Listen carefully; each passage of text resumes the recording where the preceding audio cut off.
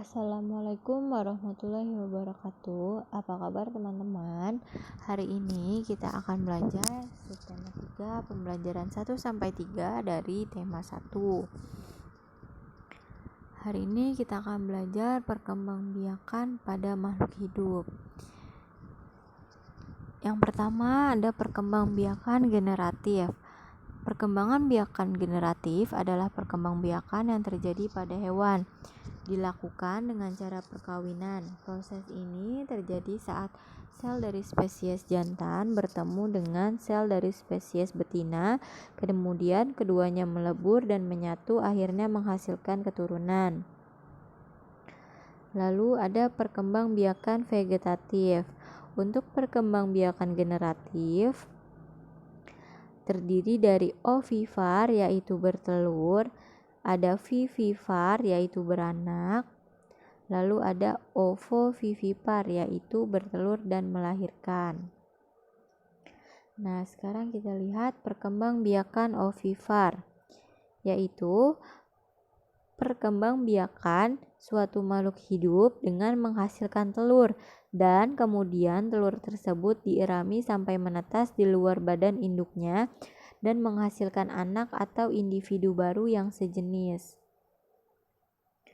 Ciri-cirinya, yang pertama mengerami telurnya, yang kedua tidak memiliki daun telinga, yang ketiga tidak memiliki kelenjar susu, yang keempat tidak menyusui anaknya. Contohnya di sini ada katak, ada ayam, ada belalang, lalu ada kupu-kupu.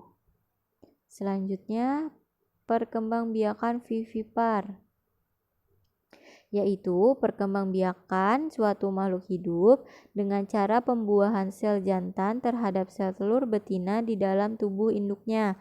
Kemudian di dalam tubuhnya mengalami pertumbuhan sehingga akhirnya dilahirkan dalam bentuk individu baru yang sejenis. Proses ini biasanya disebut dengan melahirkan atau beranak. Ciri-cirinya, yang pertama memiliki kelenjar susu, yang kedua memiliki daun telinga, yang ketiga tubuh ditutupi dengan bulu atau rambut, yang keempat pada umumnya menyusui atau mamalia, yang kelima keturunannya berkembang di dalam tubuh sang induk sebelum akhirnya dilahirkan. Contohnya di sini ada sapi, ada kucing, ada kuda, dan ada monyet. Selanjutnya, perkembangbiakan ovovivipar, yaitu perkembangbiakan makhluk hidup dengan menggabungkan antara ovivar dengan vivipar. Embrionya berkembang di dalam telur, tetapi telurnya berada di dalam tubuh induknya. Setelah telur menetas, baru induk melahirkan seekor spesies baru yang sejenis dengannya. Untuk hewan ovovivipar tidak memiliki ciri-ciri khusus yang mencolok. Yang membedakannya hanyalah dimulai dari proses pembuahannya, yaitu telur hingga menetas terjadi di dalam perut induknya. Lalu setelah menetas baru dikeluarkan atau dilahirkan. Contohnya ada bunglon, lalu ada ikan pari, ada ikan hiu, dan ada kuda laut. Nah, di sini ada perkembangbiakan pada hewan. Di sini ada contoh-contohnya. Teman-teman bisa lihat ya, ada contoh hewan ovipar, yaitu ada ayam, ada burung, ada angsa, ada bebek, ada kupu-kupu, ada belalang, ada ular, dan ada lebah. Lalu untuk yang vivipar ada manusia, ada kerbau, ada kucing, ada kambing, ada harimau, ada kera, ada kuda, dan ada sapi. Untuk yang bertelur dan melahirkan atau ovovivipar ada kadal, ada ikan hiu, ada ikan pari, dan bunglon, dan platypus. Nah, sekarang kita masuk di keragaman agama di Indonesia. Agama itu sendiri adalah sistem yang mengatur tata keimanan atau kepercayaan pada pribadi kepada Tuhan yang Maha Kuasa serta tata kaidah yang berhubungan dengan interaksi antar manusia dan lingkungan sekitarnya. Nah, di Indonesia memiliki beberapa agama. Yang pertama ada agama Islam, ada agama Kristen, Protestan, dan Katolik, lalu agama Hindu, agama Buddha, dan agama Konghucu. Yang pertama kita bisa lihat di sini ada agama Islam,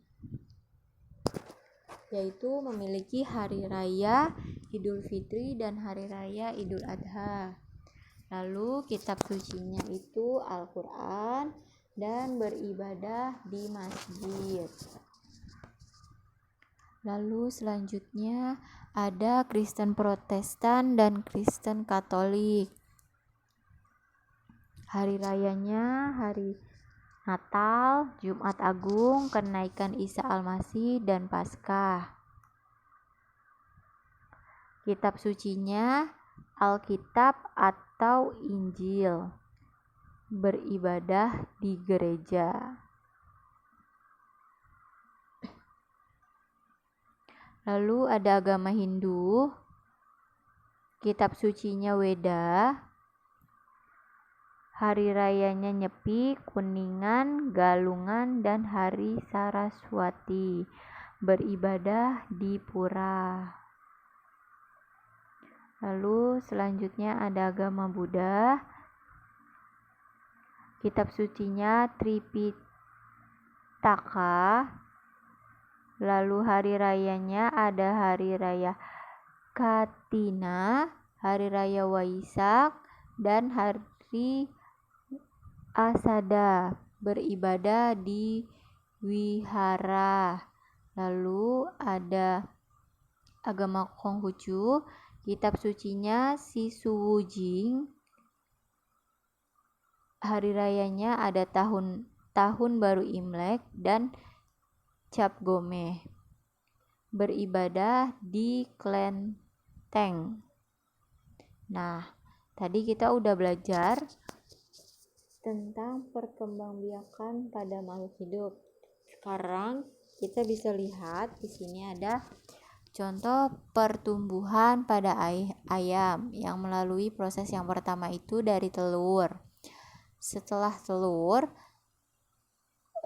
di dalam telur tersebut akan tumbuh menjadi embrio.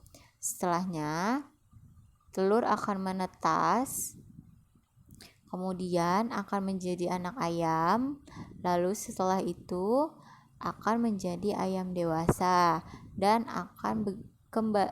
kemudian akan melakukan perkembangbiakan ayam dewasanya, kemudian akan menghasilkan telur lagi. Nah, setelah itu kita akan masuk ke operasi pengurangan. Di sini ada cara bersusun panjang seperti yang kemarin sudah penjumlahan. Kita jabarkan dulu. 5.874-nya menjadi 5.000 ditambah 800 ditambah 70 ditambah 4. Lalu 651-nya kita jabarkan 600 ditambah 50 ditambah 1. Kemudian kita kurangi 4 dikurangi 1 sama dengan 3. 70 dikurangi 50 sama dengan 20. 800 dikurang 600 sama dengan 200. Lalu 5.000-nya turun ke bawah.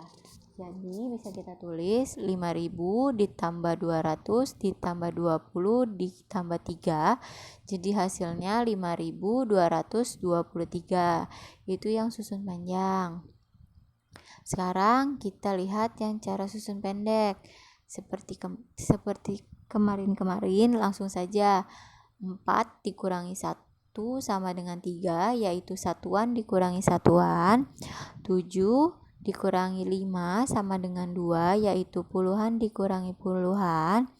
Lalu 8 dikurangi 6 sama dengan 2, ratusan dikurangi ratusan. Lalu 5-nya sendiri, yaitu ribuan dikurangi ribuan.